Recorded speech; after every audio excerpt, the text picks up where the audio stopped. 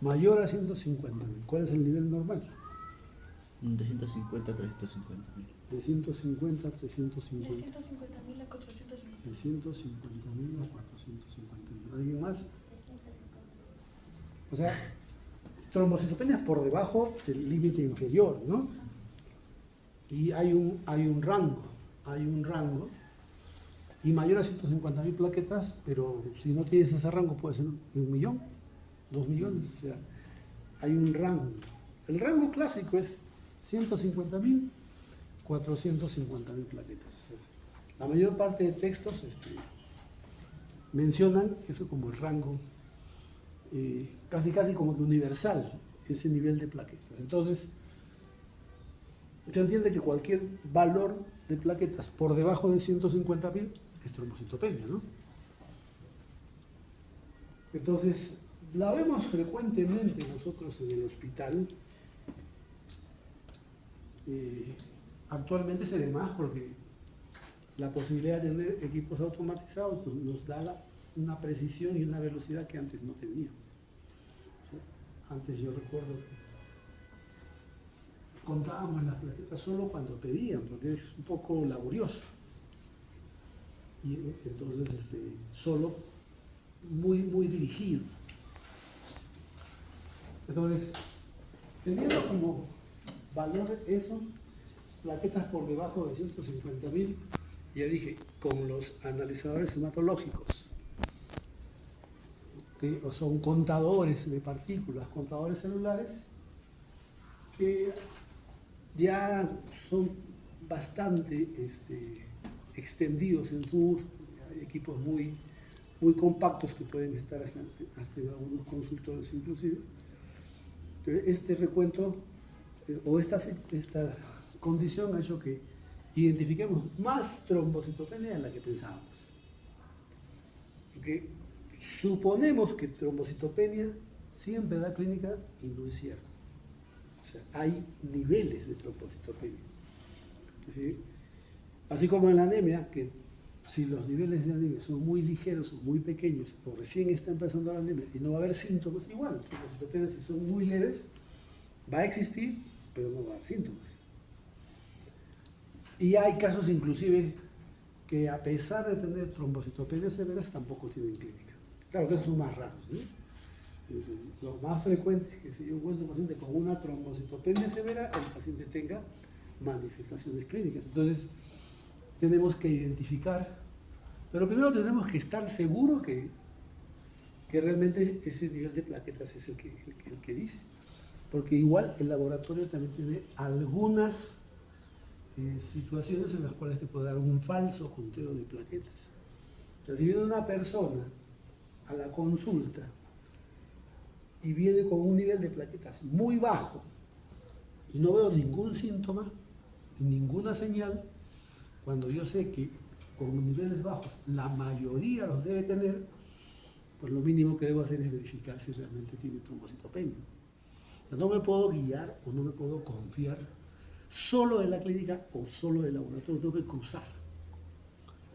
Si cruzo, entonces me voy a dar cuenta de este tipo de situaciones y puedo y tengo todo el derecho de pedir una revisión.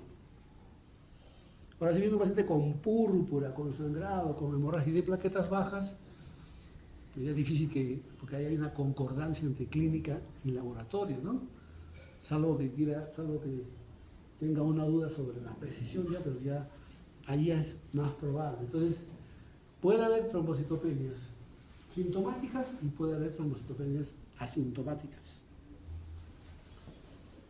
Entonces, el recuento es cada vez más frecuente. Acá dice, la prevalencia es muy variable, se presenta en 0. Acá dice, ¿no? Se presenta en 0.9% de las consultas por urgencia y 25 a 41% de los pacientes en unidades de cuidados críticos e intensivos. ¿Por qué? Porque los pacientes que tienen trastornos o enfermedades que afectan las plaquetas, o sea, están en este servicio. Digamos que las condiciones que tienen esos pacientes producen trombocitopenia. Entonces vamos a ver más frecuente. Entonces los médicos de esas áreas, bueno, obviamente en hematología también vemos pacientes con esos problemas porque vienen a consulta con nosotros, ¿no? Igual, si recuerdan las plaquetas son pequeños fragmentos, como dice, acelulares producidos por los megacariocitos. Los megacariocitos son células que tienen varias divisiones y van formando fragmentos y se originan esencialmente en la médula ósea. O sea, el megacariocito está en médula ósea. La plaqueta, ya dijimos el recuento, y tienen un tamaño. Estos elementos sanguíneos podemos caracterizarlos por ciertas mediciones. Primero la cantidad, ¿cuántos son? Pero también podemos medir el tamaño, podemos medir el grado de dispersión que tienen. Entonces, cada vez aparecen indicadores que van midiendo diferentes aspectos de la plaqueta. Y seguro van a ir incorporándose y algunos a lo mejor en el futuro tendrán utilidad. Ya no solo desde el punto de vista de investigación de curiosidad, sino de aplicación clínica. De hecho, ya hay algunos trabajos al respecto tratando de ver cómo estos otros parámetros que vamos midiendo las células nos pueden ayudar a hacer diagnóstico o monitoreo o seguimiento. Entonces, el tamaño equivalente al 20% de los eritrocitos. Entonces, cuando vemos una lámina, rápidamente vamos a reconocer una plaqueta es mucho más pequeña. Y con una vida media de 7 a 9 días. O sea, igual, las plaquetas tienen una cinética muy rápida, viven poco tiempo. Entonces, debo tener esto en cuenta cuando yo voy a pensar sobre las enfermedades y cómo tratarlas. Nosotros tenemos a veces la idea de que los componentes sanguíneos van a tener el mismo comportamiento cuando son formados que cuando son transfundidos, y no necesariamente, hay ciertos cambios. Las plaquetas, igual también ya saben ustedes, son indispensables para la hemostasia primaria, para la formación del tapón plaquetario, ¿no? Y son responsables del proceso ese que termina con el trombo plano. Entonces, estas plaquetas, que dice prevalencia con la incorporación, ya lo mencioné hace un rato, en laboratorios clínicos, trombocitopenia. Ahora, ¿cómo viene, o sea, cómo se manifiesta la trombocitopenia en un paciente? Porque el paciente no viene diciendo, doctor, vengo porque tengo trombocitopenia, ¿cierto? Ni siquiera sabe qué son las plaquetas. El paciente viene por manifestaciones, diferentes manifestaciones. Nosotros tenemos que conocer aquellas manifestaciones que se presentan y que caracterizan a una afectación de las plaquetas. Porque las plaquetas tienen que estar en un buen número, por algo tienen una cantidad, pero también tiene que funcionar bien. O sea, tiene que tener una buena cantidad y una buena calidad. Es más fácil contarlas, porque es un conteo, y los equipos hay muchos para contarlas, que analizarlas. A lo mejor tenemos más, así como estamos hablando acá de que hay mucha trombocitopenia que antes no veíamos, de repente al analizar, de repente hay más disfunciones que no conocemos. Porque exploramos un mundo que a veces suponemos o deducimos cuando siempre estamos en la verdad absoluta, ¿no? Porque ustedes saben que la plaqueta tiene que adherirse, agregarse, y para eso tiene una serie de cambios conformacionales y una serie de sustancias que se van liberando, que son parte del proceso para la formación de trombos. No solamente se requiere una buena cantidad. Nos hemos acostumbrado más a estudiar la cantidad porque es más fácil, es más frecuente y lo entendemos así. Pero seguro que si estudiamos la calidad, en algún momento, o sea, hay estudios para plaquetas, pero no son de uso tan amplio. Entonces ya, cuidado, eso creo que ya lo estamos repitiendo, ¿no?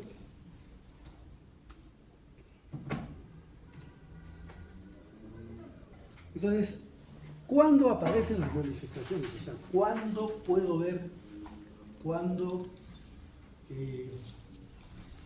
observo, cuándo manifestaciones que me hacen relacionar con plaquetas bajas? Por debajo de 20.000 o 30.000, casi todos tienen manifestaciones. Casi. En la medicina es absoluto. Me ha tocado ver pacientes con 10.000 plaquetas y no tienen ninguna manifestación, me ha tocado eso. ¿Que es raro? Bastante raro, pero no es que no hay. Entonces, por eso inclusive el nombre de la enfermedad futuro ha cambiado, ¿no? Entonces, pero hay ciertos niveles donde ya podemos apreciar. Acá, por ejemplo, dice, ¿no? Las manifestaciones clínicas solo aparecen cuando el recuento de plaquetas está por debajo del 80.000. Ahora, estamos hablando nosotros acá de un caso en el cual solo hay trombocitopenia. Lo que sucede es que muchas veces nuestros pacientes tienen de fondo otras condiciones, ¿no? Son diabéticos, son hipertensos, son ancianos, son, no sé, osteoporóticos, o sea, tienen... Entonces, no siempre encontramos un paciente con solo trombocitopenia, sino que ya tiene con otros antecedentes. Entonces, en esos casos es probable que los valores produzcan clínica porque ya tienen otras condiciones. Pero cuando hablamos de trombocitopenia aislada, recién empezamos a ver por debajo de 60.000. En realidad yo, de lo que veo diariamente pacientes con trombocitopenia, no suelo ver inclusive como se está haciendo por debajo de 50.000, 60.000 recién. Ocasionalmente, pacientes donde aparece un momento, desaparece, ¿no? O sea, es tan tenue que el paciente a veces no llega a consulta, necesariamente porque le preocupa eso, sino que puede pasar que a veces el paciente ha ido a un control, a un estudio, está en preparación prequirúrgica y le toman su control y lo encuentran como un hallazgo. Y como encuentran un hallazgo, el paciente tiene que ir necesariamente a hacer una evaluación porque el médico lo deriva, o de repente se tomó un examen. A veces hay gente que por su cuenta se toma algún control y descubre una trombocitopenia que de repente nunca hizo mayor manifestación.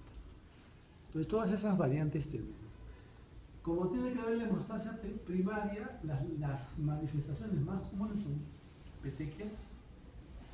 Ya ustedes saben que la petequia es lesión característica de la trombocitopenia. Es muy, muy común, o sea, en un paciente con trombocitopenia encontrar severa, encontrar petequias. Se caracteriza porque son como si fuera una manchita pequeña, no menos de un centímetro, tiene que ver con... No desaparece porque es como si tuvieras... Es un pigmento, o sea, ahí hay sangre, ¿no? Y puede ser en poca cantidad o en mucha cantidad. Obviamente, ver al paciente te ayuda pues, a fijar esto que estamos hablando, ¿no? Equimosis o moretón, es más fácil que le digas a una persona, tiene un moretón, lo conoce más como un moretón, ¿cierto? Porque algunos nos hemos golpeado, nos hemos caído, hemos visto a alguien, sabemos que es un equimosis grande. Que ya es una hemorragia más grande, que se presenta en la sociedad de trombos negros en individuos con trombocitopenia o con fragilidad vascular aumentada. Entonces, si viene un paciente con unas plaquetas, tiene que ver con la hemostasia en la etapa primaria, fundamentalmente controlar hemorragias. Si bajan las plaquetas, esa función es la que va a estar alterada. Entonces, así se va a manifestar clínicamente un paciente con trombocitopenia. Yo le había dicho que pudiera ser que un paciente no tenga nada, ¿no? Pero nosotros no vamos de lo más, digamos, no empezamos con lo más raro. Lo habitual es una forma, lo real es que no es absoluto. Y por eso tenemos que verificar. Epistaxis, gingivorragias, las mujeres, bueno, sus menstruaciones obviamente en mayor cantidad. Y vienen los pacientes con plaquetas muy bajas, vienen con una cantidad de sangrado importante, vienen con los labios llenos de sangre o las encías, que en realidad es impactante, el paciente se asusta. No solo el paciente se asusta el médico también, porque no estamos acostumbrados a esto. Nosotros nos asustamos, pues, nos preocupamos, quizás ya no tanto porque vemos todos los días, porque vemos todos los días y tenemos un poco más de confianza en nuestros conocimientos, porque todos los días vemos lo mismo, ya están más preparados, ¿no? Pero cuando ustedes vean probablemente su primer paciente, al principio se van a sentir un poco inseguros porque el paciente se puede desangrar. En realidad sí puede pasar, ¿no? Porque muchos cuadros son bruscos, o sea, son de poco tiempo de evolución. Entonces, hemorragias nasales, menorragias, menstruaciones inusualmente abundantes, prolongadas. Para nosotros clasificamos las trombocitopenias. Siempre digo, las clasificaciones nos ayudan, nos organizan un poco el esquema para poder estudiar. Las podemos clasificar por tamaño, porque los glóbulos rojos y los tipos miden las plaquetas, se van a ver microplaquetas, macroplaquetas. Es una forma que podríamos hacerlo, ¿no? Todavía no está tan desarrollado, digamos, esta estrategia como cuando estudiamos las anemias, ¿no? Microcitosis. Pero el esquema es el mismo. Volumen plaquetario medio, o de repente, de acuerdo al grado de la lisocitosis.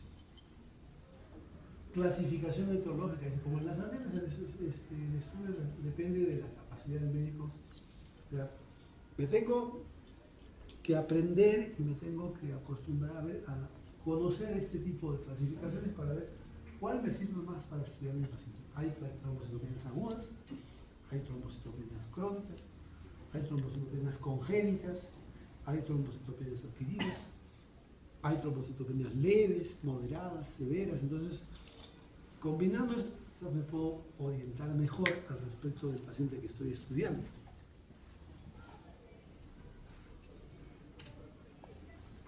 Clasificación fisiopatológica, similar a la anemia, pero menos difundida, ¿no? Siempre digo, y mucho menos difundida está la leucopenia, ¿sí? Cuando hablamos de anemia, bueno, hay más o menos un esquema. Cuando hablamos de trombocitopenia, ya el esquema se hace más. Cuando hablamos de leucopenia, ya no hay esquema ya. ¿Por qué? Porque es menos frecuente, pero igual tenemos que tener un esquema para estudiar. Entonces, disminución de la producción, y esto es solamente un resumen, o sea, esto es más grande todavía.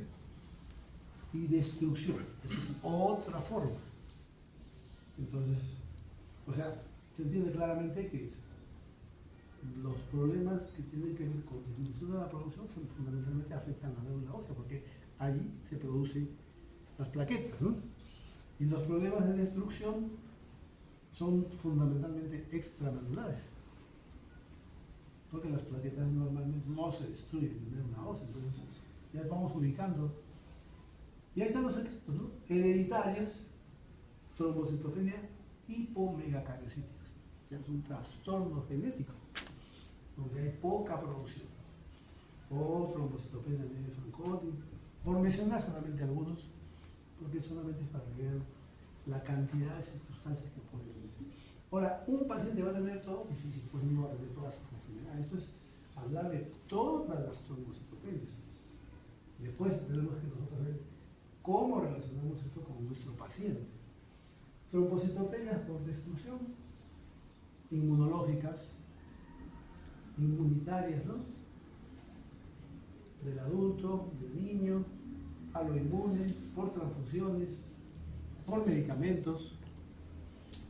Por eso es que es fundamental para poder estudiar a un paciente con trombocitopenia, conocer la historia. Si no conocemos la historia, eso cuando me traen a veces trombocitopenia, el paciente no va a tener una idea de todo. ¿Qué tengo? Me dicen. Si no tengo ninguna información, lo único que le puedo decir está por debajo de lo normal, pero que me diga todo ese rollo, pues no me va a entender. A veces los pacientes no conocen, ¿no? Y piensan, dicen, no, ese doctor no. No, le digo, si no te hago una historia, pues, claro, yo en mi cabeza sí que es más frecuente, pero no voy a estar hablando sin tener una información mucho más clara, ¿no?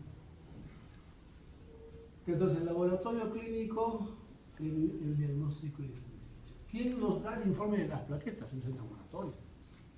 El laboratorio nos tiene que dar un recuento confiable. Yo no debería tener un recuento, de repente, que me diga un recuento falso, digamos, un recuento erróneo. No debería, pero en la realidad lo tenemos. Como que sabemos que eso pasa, y lastimosamente en nuestro país pasa más frecuente de lo que debería pasar, pues tenemos que estar curados ahí y siempre verificar. Siempre verificar, ¿no? De la calidad del hemograma, sobre todo el recuento de plaquetas y los parámetros. Porque el analizador es un equipo que cuenta las partículas, pero si no le das condiciones puede fallar, ¿no? O si tú no procesas la muestra como corresponde, a contar, no piensas, simplemente cuentas, ¿no? Pero si tú no le das las condiciones, no revisas, a lo mejor no te va a dar el valor que tú esperas. Entonces, pseudotrombocitopenia tenemos. ¿Y cómo se define? Falsa. Pseudo es falso, ¿cierto? Se define como un recuento falso de plaquetas por debajo del normal. O sea que los que hacemos laboratorio o los que hacemos hematología sabemos que la pseudotrombocitopenia existe, ¿ya? Dice, usualmente se presenta cuando el hemograma se hace utilizando contadores de células. Entonces tenemos que tener formas de corregir esto, ¿no? O sea, la mejor forma de contar las plaquetas actualmente, porque ya hasta hace tiempo era un recuento visual. Se hacía una dilución en una cámara, se ponían unas gotas de sangre, se extendían las plaquetas, se observaban y se iban contando. Obviamente contabas, imagínate cuánto puedes contar tú con tus ojos, porque ibas marcando una cantidad y hacías multiplicadas por un factor y decías, ya es tanto. Y eso es lo que se dice. Y así se empezó, los equipos han transformado esa tecnología, es decir, el estándar, pero los equipos lo hacen a un ritmo y a una velocidad que no hay forma que tú lo puedas hacer. Y con una precisión, porque de repente tú cuentas, no sé, pues 5.000, 10.000 plaquetas para hacer tu mejor recuento, y por la ilusión vas multiplicando, pero el equipo te cuenta en un ratito 100.000 en un solo segundo, pues entonces no hay forma de que tus ojos sean más precisos y más rápidos.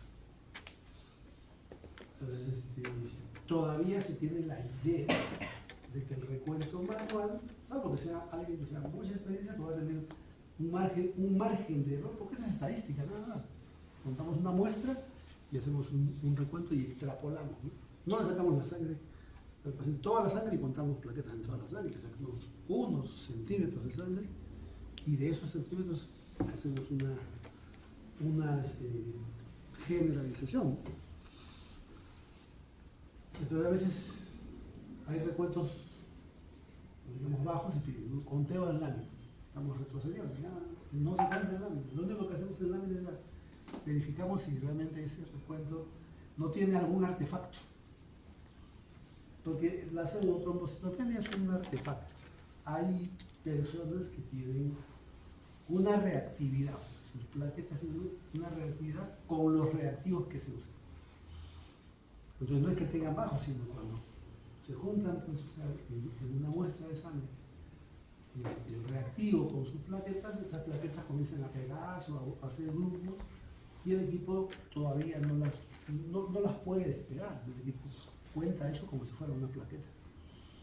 Entonces te cuenta menos valor, ¿no? Un valor menor que el que corresponde a las plaquetas. Entonces, al nosotros revisar en la lámina, por eso hacemos una revisión, no tanto para contar, que no vamos a contar mejor con el equipo, sino para ver si no hay este artefacto que me esté alterando.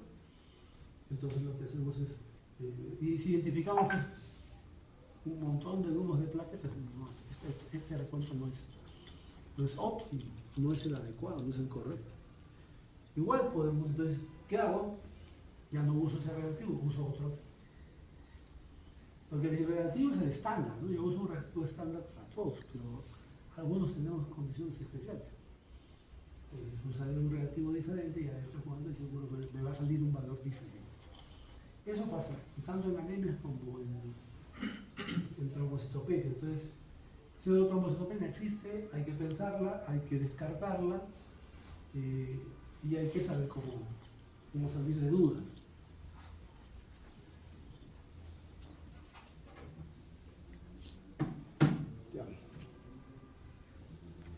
Entonces ya dijimos trombocitopenia por debajo de 150.000, ya dijimos revisar extendido, fenómenos, satelismo plaquetario, las plaquetas se llevan alrededor de glóbulos blancos, fundamentalmente los neutrófilos se excitan o se hacen grupos, ¿no? Tomar nueva muestra con un anticoagulante diferente, tomar la temperatura y hay que ver, pues, ¿no? O hay, como dicen, volverizar la muestra para separar las plaquetas, ¿no?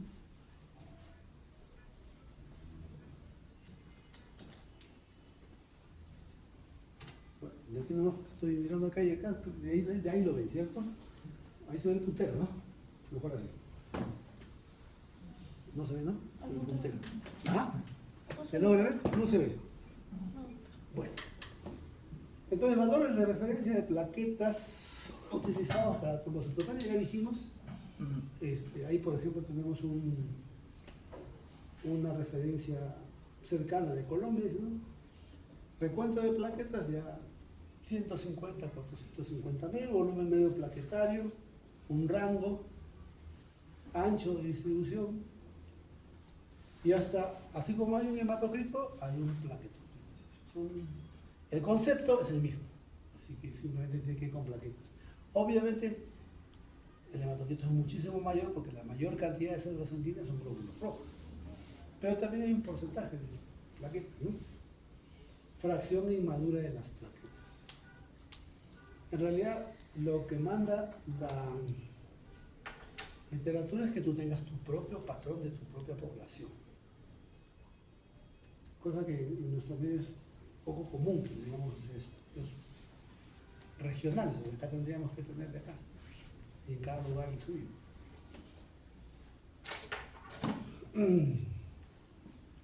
Ok, aquí dice recuento de plaquetas menor. Ya dijimos, el extendido nos va a ayudar a ver, identificar por ahí una serie de trombocitopenia. Y no solo para eso, porque en el extendido también vamos a ver las otras células. Entonces, si es que nosotros encontramos en ese extendido alguna alteración en particular, pues nos va a orientar al diagnóstico. Trombocitopenia aislada y trombocitopenia donde el extendido puede tener diferentes alteraciones. Los vamos a ver después, porque acá no estamos partiendo de la trombocitopenia para el diagnóstico, sino nosotros partimos de la clínica para el diagnóstico, de las manifestaciones. Usamos eso como primera herramienta. Porque el primero que va a ver la trombocitopenia va a ser el de laboratorio, ¿no? Toma el control y va a encontrar trombocitopenia, sin ver el paciente. Entonces, mecanismo de trombocitopenia. Ya decíamos, las plaquetas se producen todos los días se están renovando una cantidad de plaquetas, porque si viven solamente de 9 a 11 días, entonces diariamente por lo menos un 10% de plaquetas se estoy renovando para mantener ese pool de plaquetas, ¿no? Porque cada día llegan las plaquetas que caen en su último día, digamos. Entonces, las plaquetas normalmente se destruyen, porque ya cumplieron su ciclo, están envejecidas, ya salen de circulación, entran otras. Pero a veces se destruyen anormalmente. Y a veces se destruyen demasiado. Entonces, una forma de destrucción de las plaquetas que pudiera ser por diferentes mecanismos, no hay uno solo. El inmunológico probablemente es el más llamativo porque da una enfermedad muy conocida y da una clínica muy significativa, pero no solamente por destrucción inmunológica, hay destrucción no inmunológica. Y ahí pueden ver ustedes microangiopatías, púrpura trombocitopénica trombótica, síndrome urémico hemolítico. O sea, son ya entidades clínicas más complejas donde se acompaña la trombocitopenia. Porque no siempre va a estar aislada, va a depender de la enfermedad que tenga el paciente. Y diferentes enfermedades, ¿no? Síndrome hemofagocítico, disminución de la producción. hepatopatía crónica. Es muy común la hepatopatía crónica. Enfermedades primarias de la médula, ya hemos dicho, congénitas, trombocitopenia amiloidocalcítica. Pero no necesariamente congénita, puede ser adquirida, ¿no? Igual, una enfermedad adquirida puede producir una baja en las plaquetas. Por ejemplo, la anemia megaloblástica puede producir trombocitopenia, ¿no? Y no es porque la médula esté enferma, sino que no tiene la médula también las condiciones de producción, su nivel de plaquetas es bajo. Entonces, distribución, redistribución, secuestro, dilucional. Ocasionalmente tenemos pacientes que tienen muchas hemorragias y transfundimos grandes volúmenes y a veces ya esas transfusiones que son dirigidas, porque de repente transfundimos glóbulos rojos pero no plaquetas, puede producir una disminución de plaquetas por dilución. Entonces algunos propugnan después de tanta cantidad de glóbulos rojos, ponen una plaqueta para que no se diluyan. Algunos dicen 5, otros un poco más. Entonces todos esos fenómenos hay que ver. Y ya mencioné la pseudotrombocitopenia, ¿no? Ya eso quedó claro. Entonces, dice, enfoque del paciente con trombocitopenia, importancia del extendido. Acá está en función, o sea, nos sirve todo paciente, no solo con trombocitopenia, todo paciente que tiene alguna citopenia, lo pertinente es que tengamos, pues, si tenemos trombocitopenia es porque tenemos el hemograma, ¿no? O por lo menos lo sospechamos. Y el hemograma tiene que ir acompañado de un informe de la lámina o del frotis sanguíneo, que si no, tenemos una información parcial. El hemograma te va a dar las cantidades y una parte de algunas características, pero no todo. La morfología, que ya no te la da en un hemograma. El hemograma no tiene ojos, no tiene patrones. La morfología es operador dependiente. Y la morfología debe acompañar al hemograma, más aún cuando es un hemograma patológico. A lo mejor sí es normal, porque la cantidad de muestras que llega al laboratorio es tan grande que a veces revisar todas las láminas es dificultoso y hay que tener personal entrenado y mucho personal, pero a lo mejor por lo menos reviso lo que sale de lo normal, porque ahí me voy a encontrar con pseudotrombocitopenia. Si no reviso, se me va a pasar. Entonces tenemos ahí trombocitopenia en el extendido y vamos a encontrar, ya dijimos, primero si es verdadero, si es falso, confirmamos. Cuando, no a todos le vamos a pedir confirmación tampoco, pues, ¿no? Vamos a pedir confirmación o verificación cuando tenemos dudas. Si no, no tiene mayor sentido pedir para confirmar, si ya todo está claro. Pediré mi lámina con otro fin, para buscar la causa, no para confirmar si las plaquetas están bajas. Entonces podemos tener plaquetas grandes, con inclusiones, y acá diferentes relaciones de trombocitopenia con otras alteraciones. O sea, podemos tener trombocitopenia aislada en un grupo, y en el otro vamos a tener trombocitopenia con otras condiciones, en este caso morfológicas.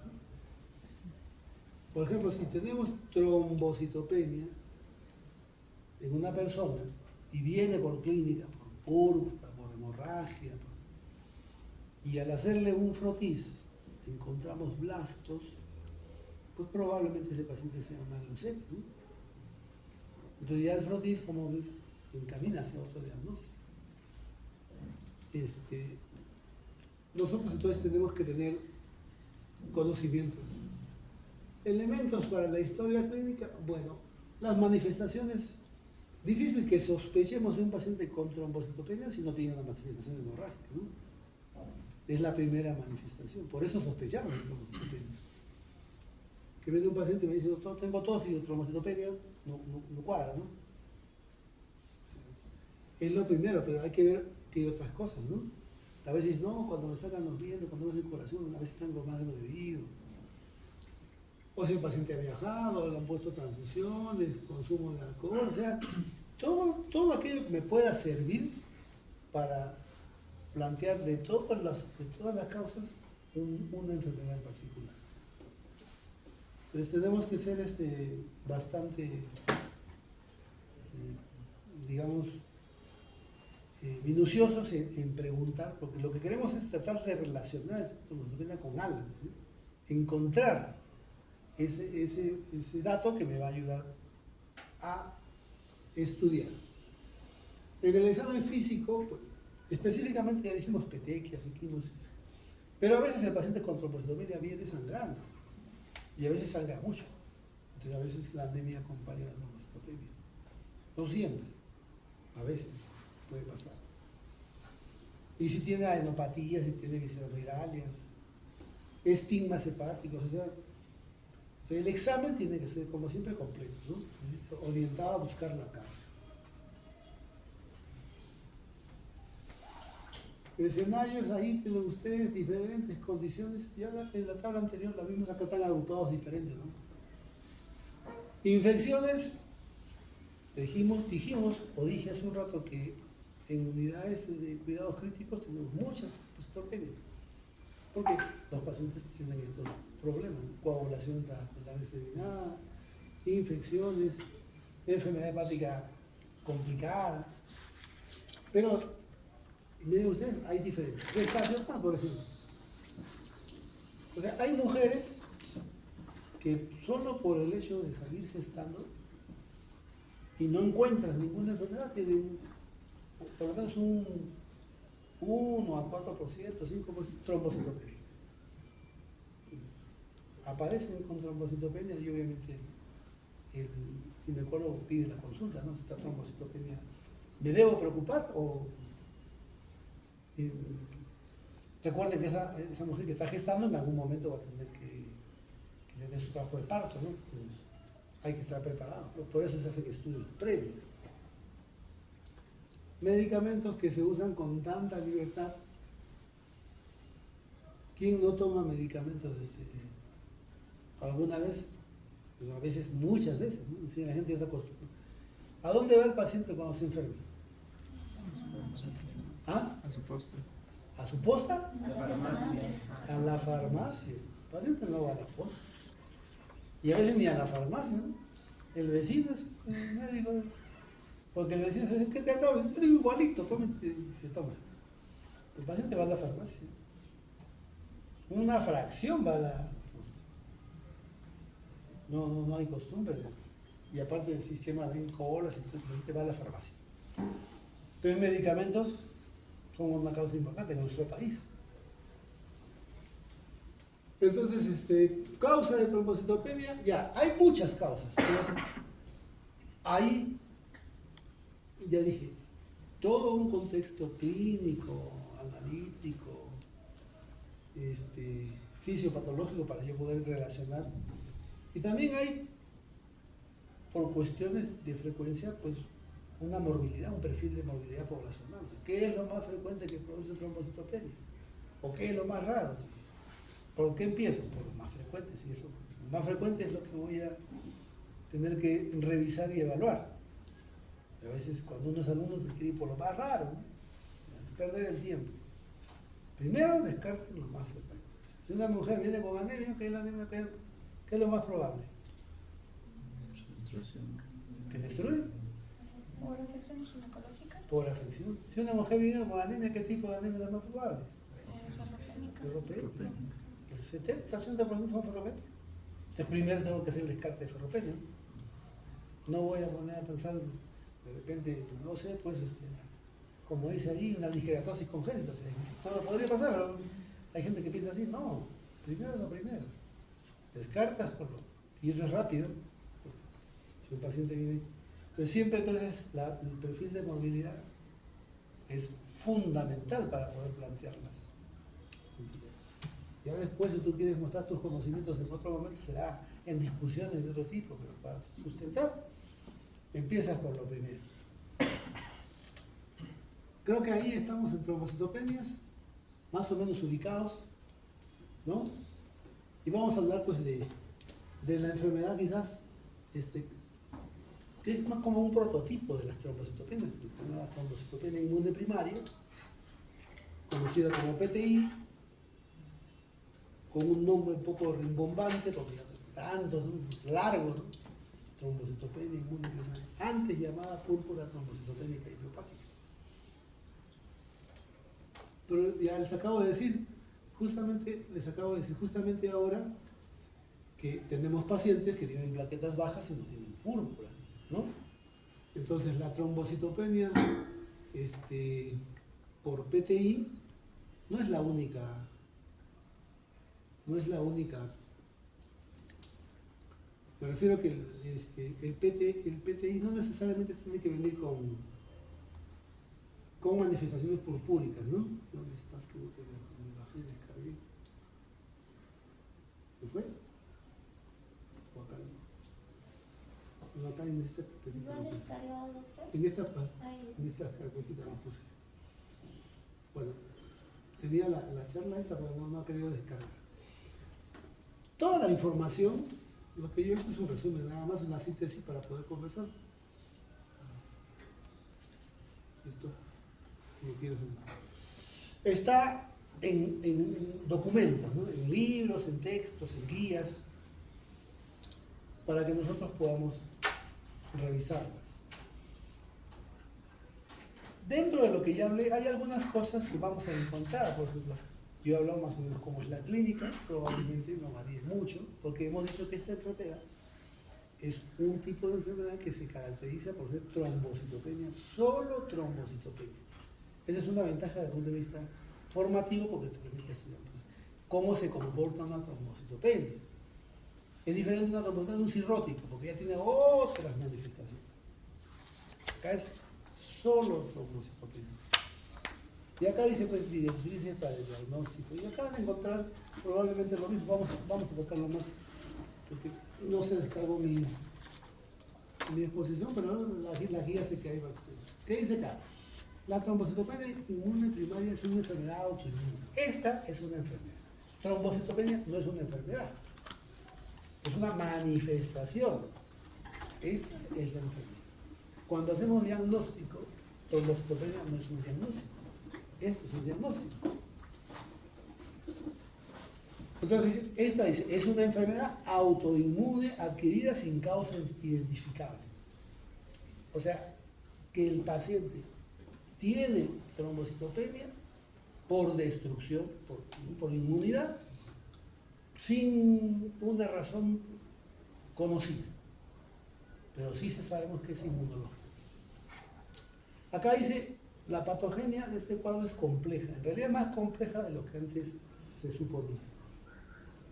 Dice, existiendo una desregulación de tipo humoral y celular que conduce a una trombocitopenia progresiva como consecuencia de dos mecanismos: defectos en la producción y aumento en la destrucción. Antes nos habíamos quedado que era fundamentalmente destrucción, no, es una combinación de ambos. Y obviamente, especialmente en adultos, y lógico, ya dijimos, los niveles de plaquetas, cuando bajan mucho, el paciente tiende a tener manifestaciones hemorrágicas que en un porcentaje significativo requieren una intervención médica. Las que vienen ya con manifestaciones hemorrágicas necesitan una terapia, una acción médica. Los que de repente nunca se enteraron, a lo mejor viven como si tenían plaquetas y no les afecta, ¿no? Y una intervención médica rápida para darle solución al problema. Es la causa más frecuente de internamiento en nuestro hospital, en hematología, ¿no? Porque vienen los pacientes con cuadros muy clínicos, muy preocupados, muy asustados. Y afecta, pues, o sea, afecta físicamente y te afecta psicológicamente. Los pacientes a veces piensan que se van a morir. Y pasa esto. Entonces acá vamos a revisar los aspectos. La guía, si ustedes han visto vamos a comenzar de manera, como ya hablamos de trombocitopenia, por ejemplo acá dice generalidades, diagnóstico, tratamiento, pero hay condiciones, mire, PPI en un niño, en cirugía, en un anciano, en la gestante. O sea, hay situaciones singulares de cada paciente nos encontramos en diferentes condiciones. Hay veces muy complejas. Entonces, para conversar de PTI, hay ciertos consensos para ciertos términos para podernos entender. Terminología adoptada. Acá, por ejemplo, ¿qué dice ahí? Ven acá. ¿Cuántas plaquetas dice ahí? Menos de 100.000. 100.000, ¿cierto? Acá dice, se define PTI como un recuento de plaquetas por debajo de 100.000. Pero hemos dicho que lo normal es 150.000. Entonces ahí tenemos una situación sui generis. ¿Por qué están considerando 100.000? Bueno, ahí, pero así está definido, por debajo de 100.000. Si cuando un paciente llega a 100.000, hemos recuperado totalmente. ¿Ya? Sin evidencia de otras causas que pueden asociarse a trombocitopenia. En este caso hablamos del PTI clásico, ¿no? Primario, no hay causa. O secundario como consecuencia de alguna condición que produzca destrucción. Acá tenemos algunos ejemplos. Virus, VIH, pero hepatitis B, hepatitis C, lupus, leucemia, linfática crónica, fármacos. Entonces, ya no solamente, si bien es cierto, el PTI, exclusivamente PTI hicimos primario, también tenemos que conocer estas otras condiciones. Entonces, cuando un paciente lo diagnosticamos recién,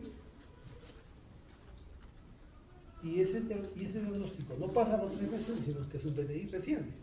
Así se llama, PTI de reciente diagnóstico. Cuando un paciente pasó el año, decimos PTI crónico. Y entre 3 meses y 1 año, persistente. Ya, así ya nos vamos entendiendo, ¿no? También podemos clasificar en función de la respuesta, ¿no? O sea, si mi paciente con PTI, si ya entrando el PTI, responde, pues podré poner PTI con respuesta, respuesta parcial, respuesta completa, o PTI sin respuesta, o PTI refractario. Entonces, ya vamos usando terminología que nos va, ya no tengo que estar diciendo el PTI de reciente diagnóstico, ya. No tengo que estar, esa que tiene, si que conoce, ya entiende eso, ¿no? Si estás en el hospital, ya vas asumiendo algunos conceptos. Igual la respuesta dice, ¿qué dice? Las respuestas se pueden definir simplemente como respuesta, porque en teoría cualquier elevación sería una respuesta, ¿no? Si se ha producido un recuento de plaquetas por encima de 30.000, pero como hay consensos, a menos que, o ha duplicado el recuento basal, y por encima de 100.000, respuesta completa. Y dice, PTI grave, aquella con síntomas hemorrágicos, con plaquetas inferiores a 20.000. Bueno, nosotros, no sé quién está conmigo en el hospital ahora, rotando. Algunos de ustedes, ¿sí, no? Y hemos visto pacientes, ¿con cuántas plaquetas hemos visto a los pacientes? Menos de 100.000. Ah, hemos hecho piso con ustedes, piso no, consulta, ¿no? No, consulta no. En piso han visto. En piso. En piso. No tenemos pacientes con 1.000 plaquetas, con 0 plaquetas, con 5.000 plaquetas, con trombocitopenias desafiantes, o sea, con valores extremos, ¿no? Entonces, pacientes con plaquetas muy bajas, obviamente esos pacientes son de mucho riesgo. Hoy día hemos visto a un paciente, señor, que le hemos dado de alta, el señor Badía, creo. Ha venido a la consulta, claro, se fue de casa. Ha venido a la consulta hoy día, 3.000 plaquetas. Entonces, ya, esos términos nos van a servir para podernos entender. Entonces, la epidemiología me sirve, ¿no? PTI, tanto en niños como en adultos. 0. Dice, con adultos con 0.2 a 0.4 casos por cada 10.000 habitantes. Dice, sin embargo, por lo que es más frecuente que esta enfermedad haya las características, como en el adulto tiende a ser crónica, la prevalencia es mayor, porque en los niños aparece y desaparece, la mayoría. En cambio, en el adulto aparece y se queda la mayoría. Entonces, la cantidad de casos acumulados es mayor en adultos que en niños. Casos nuevos, de repente no hay tanta diferencia, pero acumulados hay más. Y por eso hay ciertas características, ¿no? Distribución en adultos bimodales, un pico en adultos jóvenes, predomina en mujeres cuando son jóvenes, también en ancianos. En ancianos veo, y nuestro hospital es un hospital de ancianos, en realidad, desde el médico hasta el paciente, ¿no? Es un hospital de ancianos, ya son muy, muy viejitos ya. Tenemos pacientes que tienen 80 años, 90 años, 90 y tantos años. Entonces, hay un piso de niños, pero no es ni el 10% de las camas del hospital, no se ve tanto, ¿no? Pero si fuera un hospital pediátrico veríamos mucho más. Y ya es más difícil, pues en que el anciano, ya dije, el anciano, imagínate un anciano, el anciano ya es hipertenso, ya es diabético, ya tiene obesidad, ya tiene un montón de cosas, ya se complica la cosa, y un niño, no, también, ¿no? Entonces, distribución bimodal, acá dice, ¿no? Aunque las remisiones espontáneas suelen producirse en el primer año del diagnóstico en los pacientes que se codifican, la tendencia en ausencia de tratamiento es una reducción progresiva del ciclo de plaquetas. Una quinta parte y un tercio de pacientes serán asintomáticos. O sea, hay pacientes con PTI, como ya dije, que de repente tienen pocas plaquetas, o de repente no son severos, que son PTIs, pero son asintomáticos. Es decir, identificados con hallazgos, y hay pacientes que son identificados, ya hemos dicho, por estos controles, ¿no? Es posible que las incidencias sean superiores a los que reflejan los números. Ya dijimos, no vamos a entrar mucho en detalle acá, en destrucción de plaquetas, falta en la producción, alteración de diferentes mediadores. Y la clínica. La clínica es más o menos lo que ya dijimos, ¿no? En la mayoría de los pacientes, en la mayoría, o sea, en todos, ¿no? La presentación más habitual es en forma de algún sangrado que puede ser cutáneo o mucocutáneo. Ya lo dijimos, los parámetros por debajo de 20.000, casi todos sangran, pero a veces, ¿no? Aunque alguna vez, pacientes rara vez, pacientes, casos raros, por debajo de 5.000 y no sangran. Ya, eso es bueno conocerlo porque puede pasar. Pero el paciente cada vez con el tiempo, aunque sea crónico, cada vez sangra menos. Pero mientras que es agudo, o sea, en ese año, pues su riesgo de sangrar es mayor, ¿no? Por suerte el sangrado cerebral no es tan común, porque el PTI puede causar la muerte, sí, en un porcentaje. Esto, por ejemplo, paradójico, es un paciente con PTI tiene más riesgo de trombosis que uno que no tiene PTI. Por alguna razón, estas citoquinas que deben estar generando también hacen riesgo de trombosis. Entonces, si un paciente ya de por sí tenía riesgos previos, porque hemos dicho que son ancianos, porque es diabético, hipertenso, dislipidémico, el PTI le confiere un riesgo mayor. Un desafío, ¿no? Anticoagular preventivamente a un paciente con trombocitopenia. Para sopesar, solo para sopesar, porque sería el efecto contrario, ¿no? Así es. Entonces tienes que ver y monitorizar, ¿no? Pero ya un paciente con PTI complicado con trombosis, más complicado. Hoy día, por ejemplo, he visto una señora con un DSB hemorrágico, pero que tiene antecedentes de trombosis en varios lugares. Entonces, le digo a la familia, ¿y qué trato? ¿La trombosis o la hemorragia? Porque si le damos tratamiento para la trombosis, que son anticoagulantes, va a sangrar y tiene una hemorragia cerebral. Y si le damos tratamiento para la hemorragia, que son coagulantes, trombosis. Y a veces tienes las cosas así y tienes que tomar decisiones, ¿no? O ir poquito, a ver qué pasa. y confiar en que no pase nada malo, ¿no?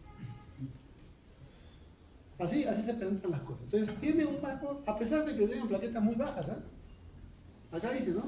A pesar del riesgo hemorrágico de estos enfermos, los pacientes con PTI también tienen un riesgo mayor de tromboembolismo venoso y trombosis arterial. Infarto agudo de miocardio, DSD, tromboembolismo, incluso pueden ocurrir con plaquetas tan bajas como 30, porque uno diría, todo es sangrar, ¿no? No todo es sangrar. Eso no estaba antes en los textos, o sea, hay cosas nuevas que están apareciendo. Allí es donde tienes que usar pues tus conceptos, ¿no? Tu experiencia, marcadores biológicos. En realidad el PTI es una enfermedad que no tiene una, digamos, un estudio confirmatorio. Hacemos el diagnóstico de PTI descartando otras patologías. Otros síntomas. Acá dicen, ¿no? Los pacientes con PTI tienen más riesgo de infección. Por sí mismos y por el tratamiento que les damos. Se infectan con más frecuencia. Entonces, acá también, dice, en el momento actual, es como cambia la... Ya las plaquetas no solo son células que tienen que ver con la hemostasia. Dice, son células inmunes y cooperan contra las infecciones con otras células consideradas como fagocitos naturales. Entonces, tenemos a veces un concepto y va ampliándose el concepto porque se va conociendo más, ¿no? Adicionalmente, estos pacientes pueden presentar clínica de ferropenia, sí, aquellos que sangran, como una mujer que tiene menstruaciones abundantes va a hacer ferropenia, ¿no? Pronóstico. ¿Cuál es el pronóstico? Porque el paciente siempre te dice, ya, tengo este problema. Algunos te dicen, ¿me voy a morir? Porque algunos están con eso en la cabeza, ¿no? O me voy a sanar. Nosotros le damos la información estadística que se conoce, qué porcentaje se sana y qué porcentaje no. Si supiéramos exactamente quiénes son y quiénes no, pero o sea, el porcentaje por lo menos le podemos dar. La mayoría de los niños, pero solo una tercera parte de los adultos alcanzan, en ocasiones una cifra por encima de 100.000 plaquetas. O sea, que cuando te da PTI de niño, estamos más tranquilos, porque casi seguro que te vas a sanar. 60, 70, 80%. Cuando te da de adulto, casi seguro que te vas a quedar con PTI crónico. Y eso les digo desde el principio, esta enfermedad ya no se va, se queda. Porque es lo más probable. Incluso, mire, sin medicación. O sea, hay algunos que yo solamente observaba, más en niños, cuando no es tan severo, hay que esperar, y solitos ahí. Otra la retirada de la medicación. Y el curso obviamente es autolimitado. Dice, estas remisiones espontáneas, porque son remisiones naturales, a menudo ocurren en el primer tiempo, dentro de los primeros meses. Por eso no se recomienda hacer esplenectomías tan precoces, porque son tratamientos definitivos y que de repente puedes evitarlos, ¿no? Es tratar con medicación y procurar que el paciente pase ese tiempo y los que se van a remitir solos, bien por ellos, ¿no? Pero en adultos la mayoría. Estas remisiones ocurren ya, pero también se ha informado mejoras en el recuento de plaquetas. Como siempre en medicina siempre hay casos anecdóticos. Dice, algunos casos de remisiones espontáneas en realidad pueden representar formas de trombocitopenia aisladas. O de repente resulta que tú pensabas que era PTI y no era PTI, pues. Entonces ha remitido no porque el PTI se haya mejorado, sino porque tu diagnóstico estaba errado. ¿Qué pasa si es una anemia megaloblástica, por ejemplo? Mejora, ¿cierto? Entonces, porque tú le digas que es un PTI a un paciente a anemia megaloblástica, algunas cosas pues, no están claras en tu formación, ¿no? Entonces puede pasar. 10% de los pacientes con PTI, ¿qué dice acá? Aproximadamente 10% de los pacientes con PTI durante su seguimiento desarrollarán otro trastorno. En realidad, más que desarrollar, o sea, yo siempre digo, no es que el PTI se convierta en un cáncer, ¿no? Sino que el cáncer se presentó con trombocitopenia como clínica inicial. Entonces, en el momento que se presenta, tu clínica coincide con los criterios de PTI. Pero cuando ya avanza, en realidad, la trombocitopenia que tenía era porque ya tenía una neoplasia que tenía una presentación atípica, por decirlo de un modo, y entonces ha sido un diagnóstico también erróneo, ¿no? Entonces, hay que seguir al PTI, sí, hay que seguirlo, pues, ¿no? Porque pudiera ser que no solo es PTI, pudiera ser que es un mielodisplásico, pudiera ser que es una leucemia. Aguda, menos difícil, pero una crónica sí puede ser. La muerte está fundamentalmente en la muerte, hemorragias, ¿no? ¿Y dónde? Hemorragias fundamentalmente del sistema nervioso central, infecciones, más frecuentes todavía porque damos inmunosupresión. O hacemos esplenectomías. Y el riesgo de sangrado fatal se sitúa entre el 7% de caseros y el 13% de los mayores. O sea, ahora hay menos casos de complicación porque hay algunos conceptos que han cambiado. Antes dábamos mucho, o sea, mejorábamos la trombocitopenia, pero enfermábamos por inmunosupresión, por corticoterapia. Entonces, al final, hacíamos bien por un lado, pero hacíamos mal por otro. Acá dice, aunque la trombocitopenia, PTI, es la causa más común de trombocitopenia aislada, donde no hay otra, no hay pruebas lo suficientemente sensibles como para confirmar el diagnóstico. O sea, nosotros sospechamos de PTI y para confirmar que sea PTI, como hemos dicho que PTI solo es trombocitopenia aislada, hacemos un barrido de otra enfermedad. Si no hay ninguna otra enfermedad, nos quedamos con el PTI. No es como la plasia, que hacemos la biopsia del hueso y la biopsia me da el diagnóstico. Tenemos una prueba que acá es al revés. Porque si es así, ves, si es hepatitis, ya es secundario. Doctor, disculpe, aislada significa que no está relacionado con otra enfermedad. No, O sea, que es solamente trombocitopenia. Y anemia menos que haya sangrado, ¿no? Pero como consecuencia de la trombocitopenia. Solo trombocitopenia. Por eso el paciente con PTI es un paciente que está pues, casi sano, pero no tiene baja de peso, no tiene problemas mayores, porque solo es trombocitopenia, hemorragias y púrpura, ¿no? Entonces, hay que preguntar antecedentes, ya los dijimos, anamnesis, creo que aquí no vamos a entrar mucho. Miren las enfermedades, muchas enfermedades de la médula. Esto ya lo tocamos un poquito cuando hablamos de trombocitopenia, ¿no? Para que no se nos pase lo más importante. Inducida por fármacos, las infecciones previas. Por ejemplo, dicen niños, en población pediátrica las infecciones previas anteceden el diagnóstico de PTI. O sea, infecciones que ya se han resuelto, no son activas, ¿no? Pero hay un antecedente previo, ¿no? Hace una semana, 2 semanas, tuvo un resfrío, una faringitis. 2 semanas después, PTI. Pero hay lugares donde la estacionalidad depende del cambio de estaciones, más infecciones respiratorias. Hasta vacunas también puede producir trombocitopenia. En realidad, trombocitopenia son muchas causas, sino que muchas son autolimitadas. Y acá habla mientras la vacunación, tratamiento. Dice, hay una encuesta de 1.500 pacientes, PTI 400, llevada a cabo, dice, cuando médicos familiarizados con el riesgo fueron preguntados sobre la experiencia. O sea, una cosa es lo que dice el texto, otra cosa es lo que hacemos. No es como lo que dicen las leyes y lo que hacen ustedes cuando cruzan la pista, no me dejan pasar todos los días y se ponen a tomar el carro y yo todos los días tengo que sufrir ahí para subir. Porque todos los días veo a los alumnos de medicina ahí subiéndose. La ley dice una cosa, ¿cierto?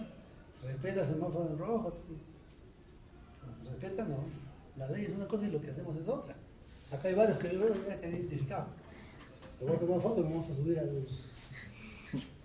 Así se comportan los estudiantes universitarios que debemos enseñar a la población. Ya, entonces, le preguntaban la trombocitopenia diagnóstico, dice, el diagnóstico es lo más común, lo puedo ver en inglés.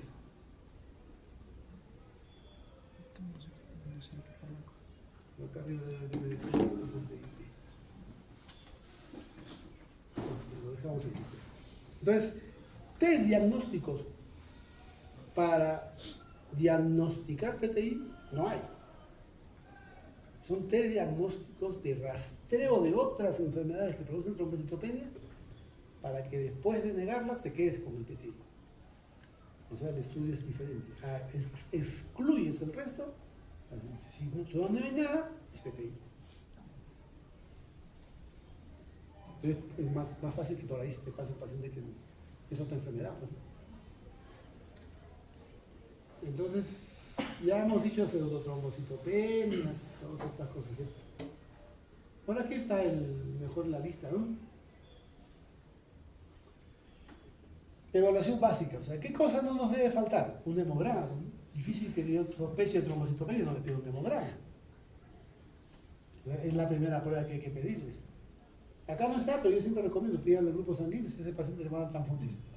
No es para diagnóstico, pero ustedes van a diagnosticar y van a tratar. La historia física, el examen, el recuento de glucositario, de sangre, ya dijimos, cuantificación de inmunoglobulinas, bioquímica, para ver si no hay hepatopatía, algunos perfiles virales, esto es lo mínimo. Acá hay algunos que te pueden ayudar adicionalmente, ¿no? Anticuerpos antiplaquetarios, no hay todavía consenso al respecto, no se recomiendan, son de poca utilidad. Pero en algunos casos, si pienso en un SAF, le daremos un perfil SAF. Si pensamos en un problema, a veces se asocia a tiroiditis de Hashimoto. El embarazo, ya dijimos que el embarazo puede relacionarse con trombocitopenia, anticuerpos antinucleares. Médula ósea, como ven, es una prueba que está supeditada según la evolución, según las condiciones. Test de antiglobulina, Helicobacter pylori y test sin beneficio. Entonces, es lo que se debe hacer como mínimo, ¿no? Por ejemplo, acá dice Helicobacter pylori. ¿Es una prueba que debemos pedirle a todos? No. Pero si mi paciente no va bien, puedo ampliar de repente, ¿no? Acá dice, durante un estudio publicado en el año 98, diferentes trabajos han propuesto un vínculo fisiopatológico entre PTI y la infección crónica por Helicobacter pylori. Hay reportes en los que, tratando Helicobacter pylori, algunos de esos que son refractarios, ¿no?, mejoran. Entonces te va a servir para algunos casos, sí, pero para todos no. Nuevos test diagnósticos.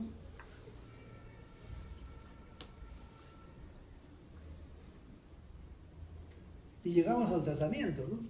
¿Qué es lo que queremos? ¿Qué es lo que quisieras tú de un paciente con PTI? Ya sabes que viene con la clínica. ¿Qué es lo que pretendes? ¿Cuál es tu objetivo? Que suban las plaquetas. Que suban las plaquetas. Que no saben. Mejorar síntomas. Mejorar síntomas. Allá. Subir las plaquetas. Bueno, dentro de los objetivos, es uno de los objetivos, ¿no? Pero el objetivo principal es que el paciente, porque estamos diciendo que el paciente viene con clínica, estamos hablando ya de un paciente que viene y que necesita tratamiento, ¿no? Y hemos dicho que necesita tratamiento, aquí que tiene trombocitopenia severa y que viene con manifestaciones clínicas. El primer objetivo es controlar las hemorragias. O sea, no es que la subida de plaquetas no es importante, pero el más importante, es el primordial, que no sangre. El segundo, que son las plaquetas, y el tercero, que no sangre, que son las plaquetas y que no se afecte su calidad de vida. Ya mencionamos que antes hemos dado tanto tratamiento que mucha gente se ha complicado y hasta se ha muerto por otras complicaciones porque la terapia ha afectado su calidad de vida. Entonces, esos son los objetivos y para ello usamos, aquí ven ustedes, usamos algunos esquemas y ciertas recomendaciones, que no son absolutas, pero son ya pautas, ¿no? Si no tengo experiencia, me guío con eso, ¿no? Porque cuando tienes ya mucha experiencia, has visto cosas que de repente no están en este esquema, ¿no? Tú has tenido que hacer diferente, como lo que les he comentado hace un rato con los pacientes. Si mi paciente tiene por encima de 50.000 plaquetas, casi muy difícil que sangre, ¿no? Muy poco probable que sangre. Salvo que sangre y comience a buscar, pues, o sea, ¿por qué está sangrando un paciente que normalmente no sangra con 50.000 plaquetas? Pero si tiene 50.000 plaquetas y no sangra, ya hemos dicho que en algunos casos solo observación, porque sabemos que un grupo se va a comprar solito. A pesar de que sea adulto, doctor. A pesar de que sea adulto, hemos dicho que los adultos todavía no es tanto como los niños, pero un porcentaje se puede. Si el paciente no sangra y tiene un nivel de plaquetas intermedio, observación nada más. Claro, convence a las personas de que no hay que recibir tratamiento, pues no es tan fácil, ¿no? Porque el paciente piensa que siempre hay que medicar, y no siempre. Entonces, si el paciente está asintomático, ojo, pestaña y ceja, nada más. Pero si mi paciente está al otro extremo, por debajo de 20.000, cuando hemos dicho que la mayoría sangra, pues ahí ya tengo que dar tratamiento. Si está sangrando, pues ni pensarlo, tratamiento, ¿no? Poquísimas plaquetas, si sangrando, tratamiento. Mi problema es cuando tiene poquísimas plaquetas y no sangra. Porque el que sangra, pues es prioridad, ¿no? Y a veces nos pasa. Y entre 20 y 50.000 va a depender del comportamiento, ¿no? Hay pacientes que de repente sangran con 30, ya ahí son decisiones más intermedias. Y viendo la evolución. Sin sangrado, muy tenue. Entonces, ¿hay que iniciar el tratamiento? Sí. Todo paciente con púrpura aguda, trombocitopénica, ¿no? Trombocitopenia inmunológica, hay que tratarlo si es que son niveles severos. Pero a veces, aunque no sangre, si mi paciente tiene por debajo de 20.000 plaquetas, debo tratar.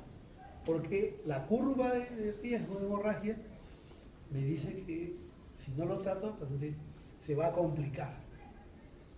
Entonces, por debajo de 10.000 ya pues casi nada, todo el concepto, todo se trata. Pero entre 20.000 y 30.000 uno dice, no, trato los de 20 para abajo. Cuando dice, no, yo trato los de 30, ya son escuelas, ¿no? Exquisiteces y también tu experiencia. Ya vas viendo cómo se comporta. Si es agudo, probablemente lo tratamos. Si es crónico, ya lo vamos dejando. Y tenemos pues un paciente con 3.000 plaquetas y está en su casa. Entonces nuestro objetivo es que deje de sangrar, nuestro objetivo es que suban las plaquetas, toma un tiempo el tratamiento, no es que le damos tratamiento y ya ni bien le dimos tratamiento, subieron las plaquetas. ¿Y qué le damos? Aparte de darle cólera. ¿Qué le damos al paciente? Corticoides. La primera línea, corticoides. El problema de los corticoides es que tienen muchos efectos colaterales. Entonces, un grupo importante mejora con corticoides. Lo que pasa es que, si bien es cierto mejora, muchos de ellos recaen. Entonces antes estábamos, tratamiento recaía, y así no vivíamos pacientes, ¿no? Y hay pacientes que recaen a la semana, a los 15 días, y estás hospitalizando 2 o 3 veces por mes. Y en los primeros meses, donde todo es más paciente 4, 5, 6 veces, el paciente dice, ¿qué es esto? Así no puedo vivir. Entonces, si ya actualmente se dice, si recae mucho, deja los corticoides, ya no tiene mucho sentido. Antes hacíamos así. Eran los esquemas anteriores. Algunos no recaen, esos los dejas ahí perfectos, ¿no?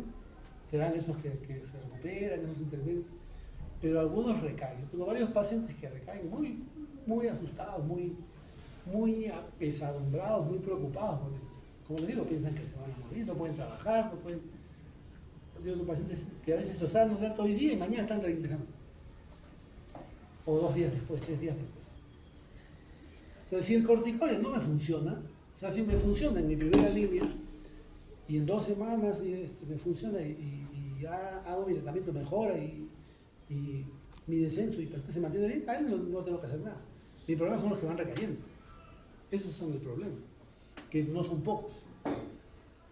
Entonces, usamos corticoides. La literatura dice que tú puedes usar cualquier esquema, prednisona, En términos de respuesta a mediano y a largo plazo son similares. Pero cuando necesitamos respuestas más rápidas, usamos un esquema que tenga una respuesta más rápida. A largo plazo, de repente son lo mismo, pero a corto plazo me ayuda a una respuesta rápida, ¿no? Entonces, prednisona, prednisolona, dexametasona, metilprednisolona, en muchos esquemas. Al final, no han demostrado a largo plazo ser uno mayor que otro. En los plazos inmediatos puede ser que sí. Usamos dexametasona porque hay más respuesta, una respuesta más rápida, como preferencia por esa respuesta. Pero ya dije, cualquiera de los corticoides que no funcione, pues lo dejamos, ¿no? Y o usamos corticoides o usamos inmunoglobulinas. ¿Cuándo usamos inmunoglobulinas? Cuando tengo más urgencia. Por ejemplo, una gestante. O sea, a lo mejor no ha venido, porque así los pacientes no han venido a sus controles, viene con púrpura, con todo, con hemorragia, y yo tengo un tiempo pues cortísimo, un paciente va a entrar a la sala. O sea, cuando quiero respuestas más rápidas. ¿Cuánto gano entre usar un corticoide y una inmunoglobulina? De repente 2, 3 días, pero a veces 2, 3 días son importantes. No en todos los casos, solo en los casos que corresponden. Tampoco es mucho más, o sea, y el costo es significativamente superior. Dexametasona la encuentras en centavos y un tratamiento con inmunoglobulina puede costar $10,000, $15,000.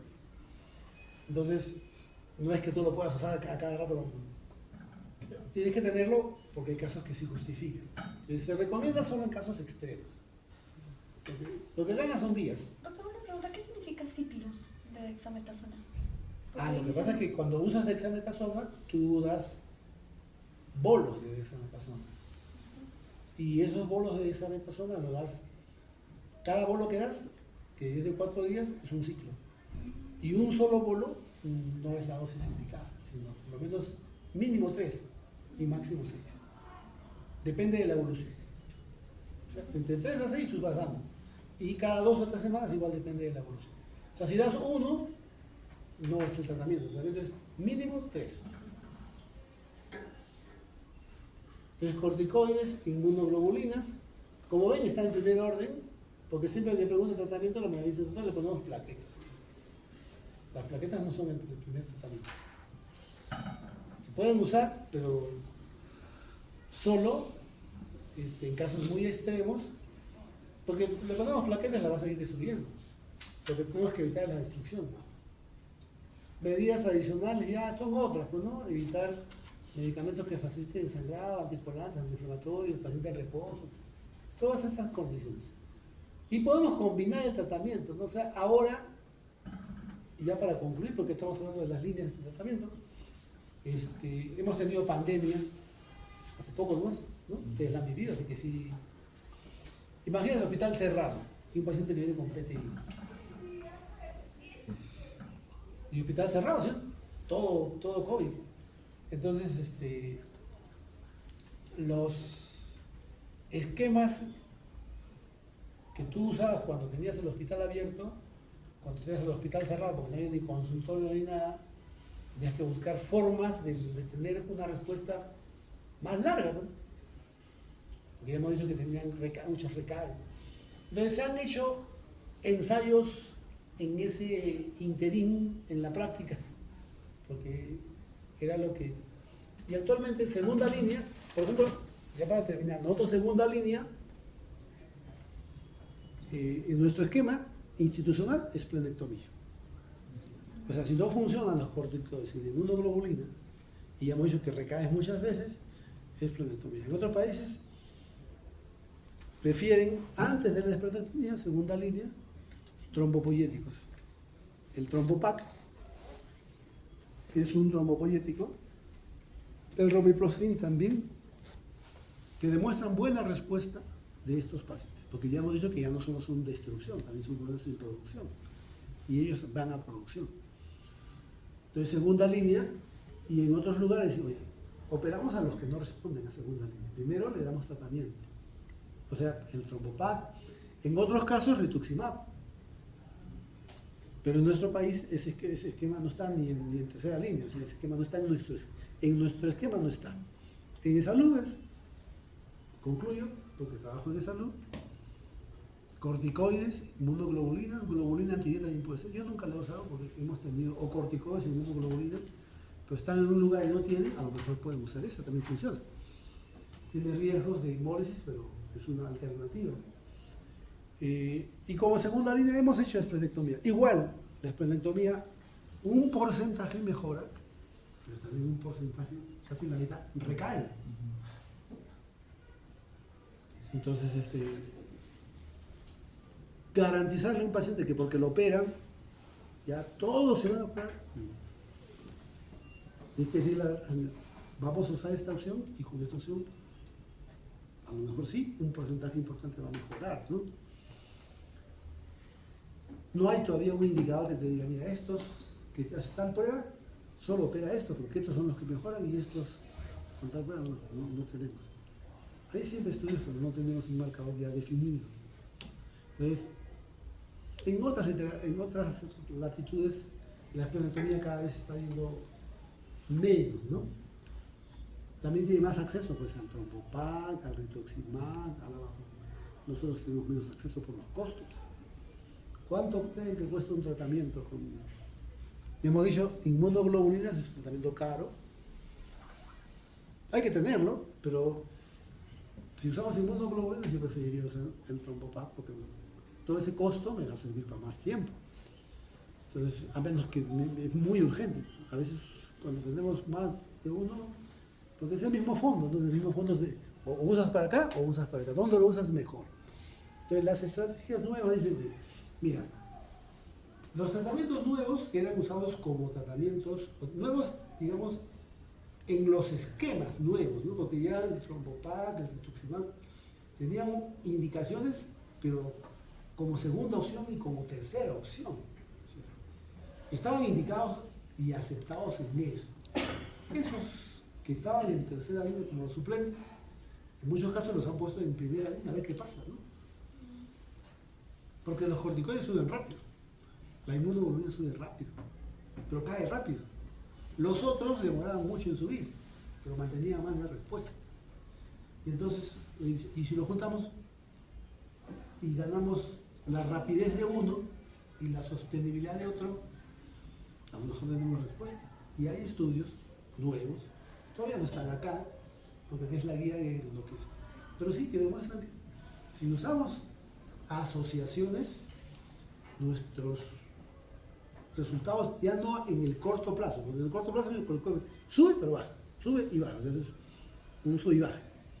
Nosotros no, estos tratamientos han demostrado que suben, pero te mantienen la respuesta a largo plazo mucho más tiempo, 3 meses, 6 meses.